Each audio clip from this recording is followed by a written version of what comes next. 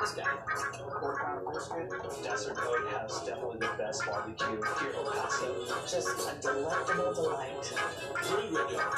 Everything that you're doing really mindfully. And that is what makes for great barbecue. So that's it for this edition of Diners, Drive-Ins, and Dives. If you want to find the recipes for some of the joints we visit, we're going to foodnetwork.com. I'll be looking for you next time on Diners, Drive-Ins, and Dives.